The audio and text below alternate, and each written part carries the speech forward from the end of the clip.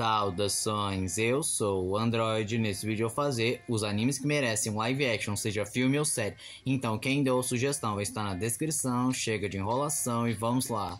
Akira, eu sei que já tem vários anos que estão tentando fazer Akira, já selecionaram vários diretores, mas acaba mudando porque o projeto não vai pra frente, blá blá blá blá blá blá.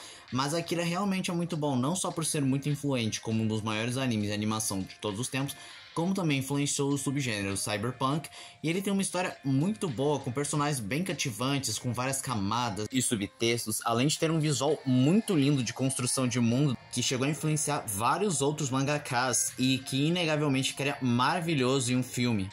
Hokuto no Ken, o First of North Star. Antes de começar, sim, eu tenho consciência que existe um filme chamado O Punho da Estrela do Norte que adapta o mangá, só que ele é uma péssima adaptação, porque ele não consegue captar toda a essência, ele fica muito bizarro, e também se tratando dos anos 90, em que os mangás e animes ainda eram muito nichados, eles não tiveram nenhum tipo de cuidado. E Hokuto no Ken merece uma série ou um filme live action, não só por sua importância, porque, cara, estamos falando do cara que é considerado o pai de todo o anime shounen. O anime tem uma história simples, mas ainda assim muito interessante, cativante, que faz você se importar com os personagens, e é claro, as lutas são fantásticas. O único problema dessa produção é que talvez ela sofresse bastante, porque infelizmente ela não seria muito bem vista com esse mundo politicamente correto, porque é considerado masculinidade tóxica, machista, misógino, qualquer coisa assim do gênero.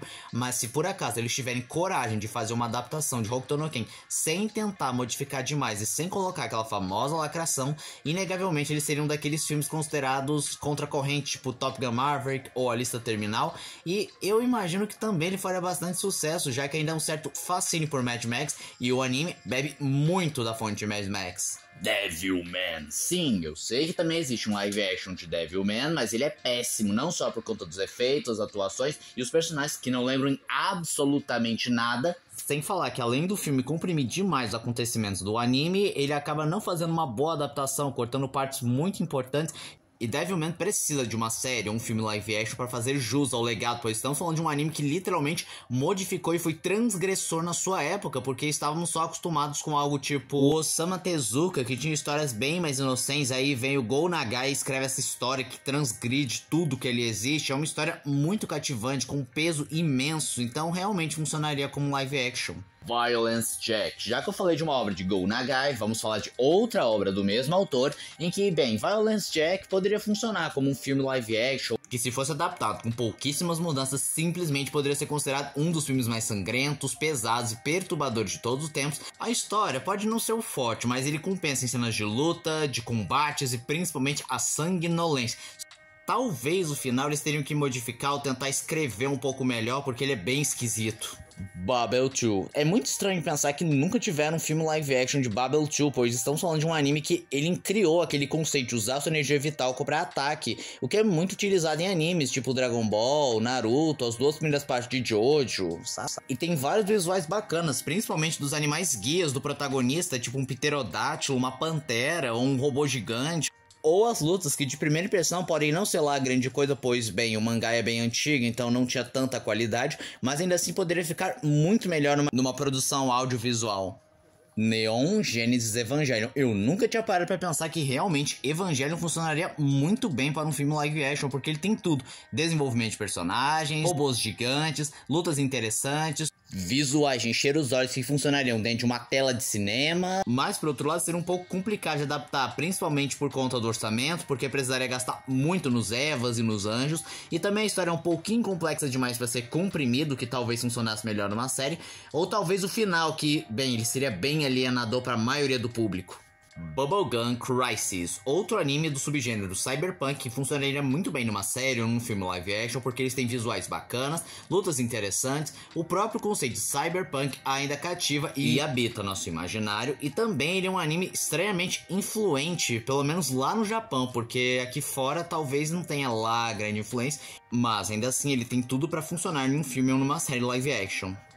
Hellsing, na minha opinião sincera, ele funcionaria bem melhor numa série live action que num filme, porque o filme teria que comprimir muita coisa. A história é bem complexa, mas numa série seria bem possível trabalhar os personagens, mostrar o lado Alucard, esse personagem tão cativante, e seria de encher os olhos as lutas, as criaturas que ele enfrenta, as formas, os poderes, simplesmente maravilhoso. Shumari, ou como eu gosto de chamar, o Dororo Osamu Tezuka, estava pronto para escrever senens. Primeiramente, os filmes de samurai ainda fazem bastante sucesso e alimentam o imaginário popular, principalmente dos japoneses que adoram relembrar o seu passado, relembrar aquele Japão feudal, a época dos samurais. E Shumari é basicamente isso, só que tem um adicional de ser escrito pelo Osamu Tezuka, o Walt Disney japonês, e também ele tem sua própria personalidade, uma história cativante, um personagem dúbio, e com vários visuais e momentos que lembram bastante algo cinematográfico.